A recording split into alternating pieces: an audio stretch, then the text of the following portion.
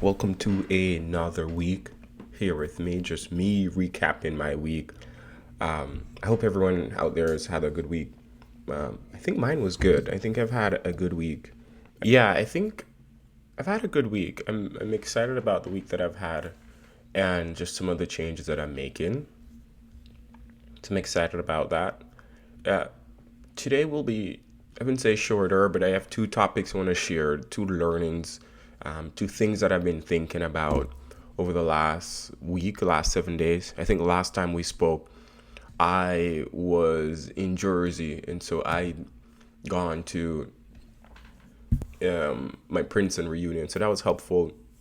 We had come out of Memorial Day weekend, and so we had a longer weekend, which in sense it was a shorter week. I might have shared this, but definitely check out some of my other videos where I talk about how to hire and what does that mean? What do recruiters look for? Or myself as a hiring manager. So I'm a hiring manager. I do manage a team of sales folks, and I've been hiring recently. And I've gone through multiple iterations of this over the last 2 years, especially, it being in a place where it's hybrid. And one of the topics I want to talk about today is this weird term where a lot of people use. It's called gatekeeping, and it's weird. I think it's gatekeeping, but it may not be what other people call it, and maybe there's a better term out there for it. And I'll explain the situation, and then you all let me know if there's a better term for it. So here's the situation, right? So there's a lot of times I hire folks, and you know, when I hire folks, it's mainly that it's early. They're generally one of the few folks, right? And so let's say you're on a sales team and you come in, you are probably within the first 10. Most of the time, the company's not 100 persons yet. Now, if you think about it, when you come in, sometimes what we look for at one stage is slightly different. And so we come in and we're looking for a different, skill set. You might be more jack of all trades. You might wear multiple hats, and but also, it's just I'll be honest. Sometimes we hire folks, and they're the one that says, "I don't even know how I got hired." And so that's one of the first things I started realizing. So okay, we started hiring folks, and not just me, but like a lot of folks as well. So you start hiring them now because when you're at a startup, it happens so that everyone kind of helps out with hiring, like you're on an interview panel. And so I'm in the scenario now when I'm now putting those folks on the panel. And there's a trend that I've realized over the last couple of years is that this idea of these folks now become almost like gatekeepers. Like they've raised the bar so much that in one hand it's good, like they've become the hardest interviewers and they become sticklers. And part of it, I think it's almost, I don't know what it is. I don't want to like share, like say what other people think, but I tend to see when they come in, they hire folks, and then sorry, they come in and they're hired. Then when it's time for them to hire, we often see that like the bar then goes, so it's such a high bar.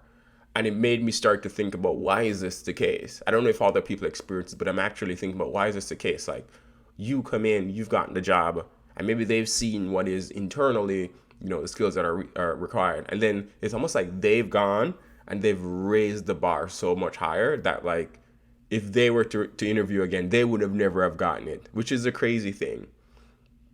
And so it's something I've been thinking about. It's like, how do we set up do we gatekeep things unintentionally? Because maybe we fully believe that this should be the best thing ever. And it's like, unless the best comes through, which is, as I said, you always want to have the best talent come through. But it's always interesting to me how I feel like the folks that come in become the hardest interviewers ever. And I think why I'm struggling with it a little bit is because if they were to take that same lens and look at themselves, I don't know where they would end up. if they would have been hired based on their standard. I don't know, just me sharing just an observation this week as I've been hiring and thinking through stuff. I mentioned this might be a bit shorter this week. Um, the other thing I was thinking about, I'd had great conversations with my coaches and my therapist, and it had a lot to do with being in alignment with my values. And if I might do another video where I walk through folks like how to stay in alignment with your values, and I think it'd be helpful. I think it'd be really helpful for everyone to do actually after a certain point in time. And what it means is like I've been going through and thinking about like what are the things that matter to me. So for me, one of the things is deep authenticity. Um, then there is this idea for me, it's vulnerability. There's also what's a way to put it? There's connection. There's like mastery. Like these are some of the things that like are really important for me. Um, and this is how I try to show up. These are my values. And so when I don't feel like when scenarios happen, when I'm not fully showing up and being me, Diamond McLean, it feels weird. It feels like I'm out of alignment. And so, number one, I would just want to share with all of y'all that this is something that I wish a lot of people will continue to do because values change. And what the values that you have at 20 may not be the value you have at 25 or 30.